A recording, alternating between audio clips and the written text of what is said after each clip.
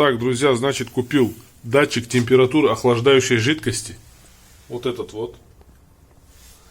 Старый, вот он раскрутил. Значит, старый был номер TM100V. А тот купил TM100.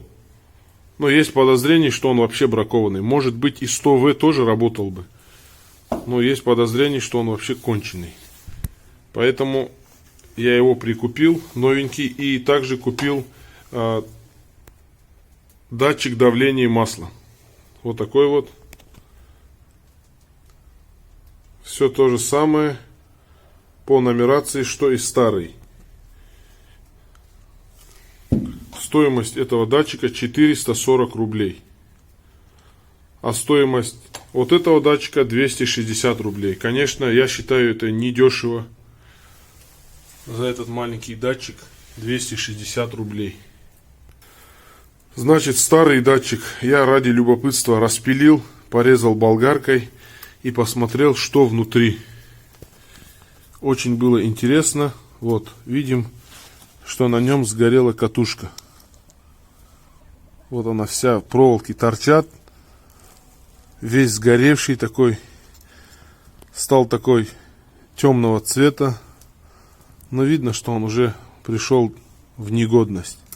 Раскрутить его получилось очень тяжко. Вручную раскрутить не получилось. Пришлось хватать вот этими вот кусачками. Или как они там, плоскогубцами. Или пассатижами. С трудом я его еле два раскрутил. Здесь идет резьба конусная. Так что его можно от руки спокойно затянуть. Вот этот новый датчик.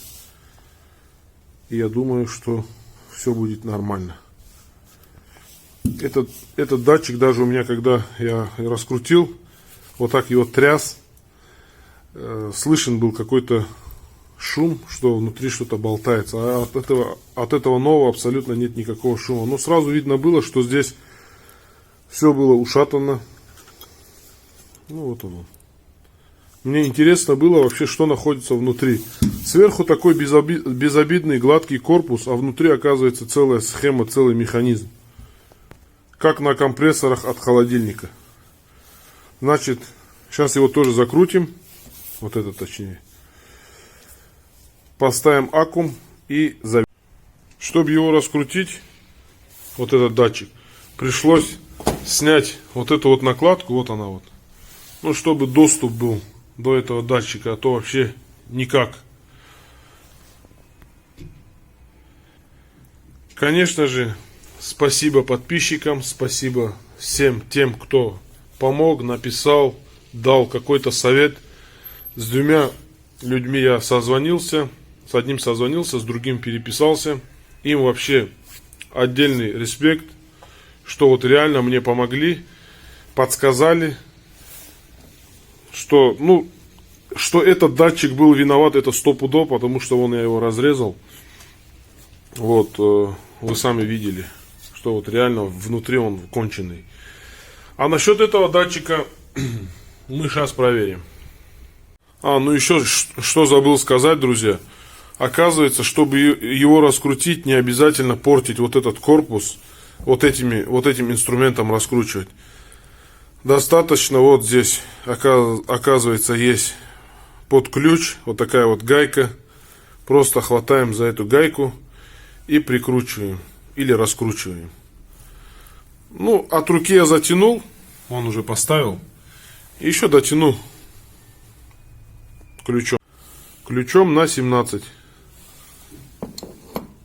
Так называемый грибок называется.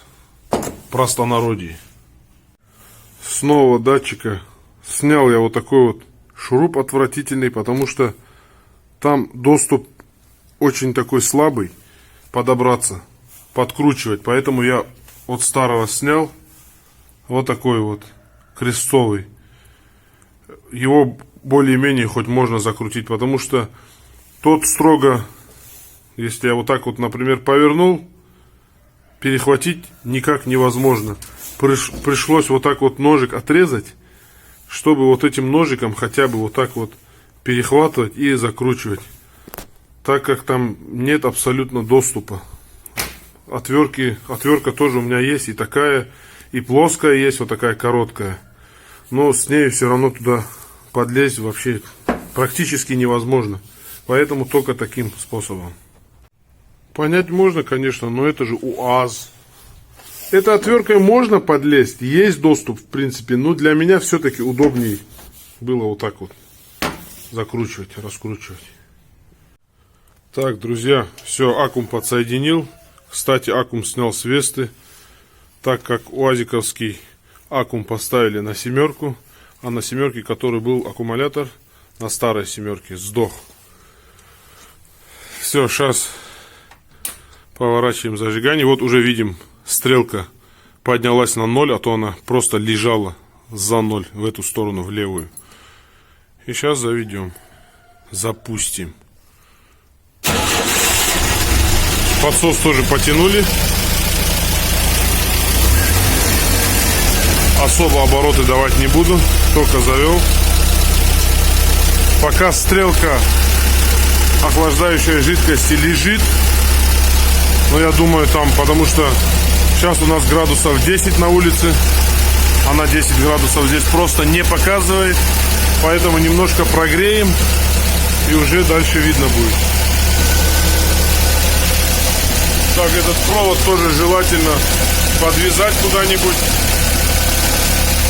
чтобы он не попал на лопасти. Давление масла шикарно держит.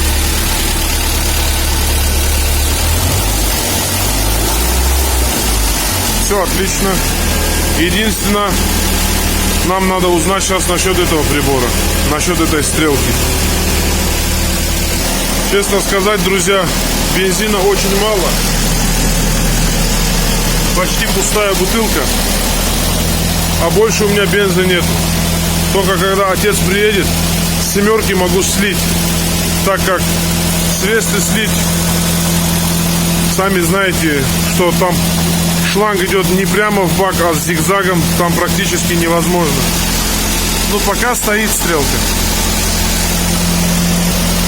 Да, я мог бы, не заведя, прогреть сам датчик, раскрутить его, массу куда-нибудь на корпус дать и зажигалкой или горелкой чем-нибудь его прогреть, посмотреть температуру.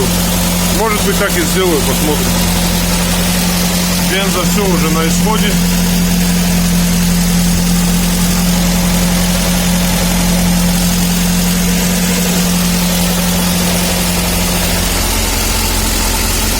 По-моему, чуть-чуть сдвинулась стрелка.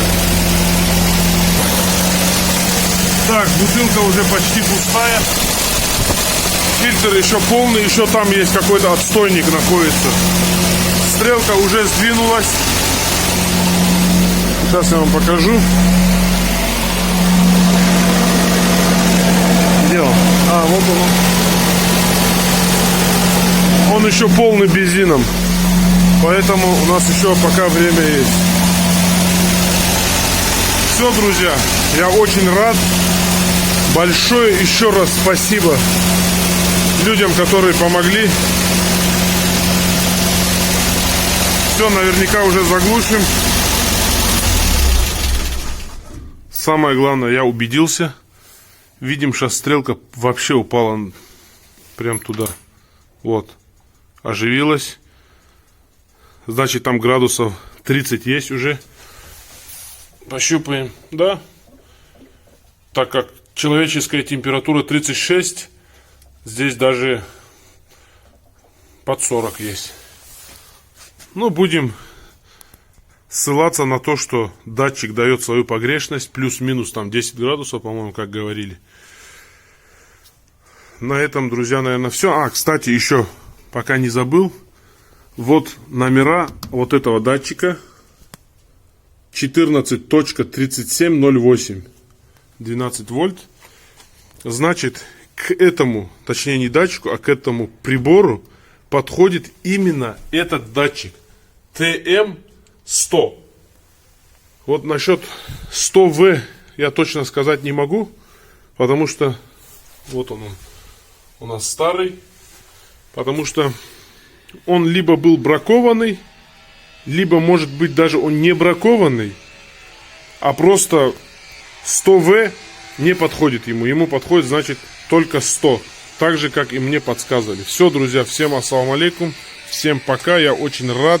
Действительно, то, что задумал починить, наладить вот этот момент, все получилось. Всем приятных дорог.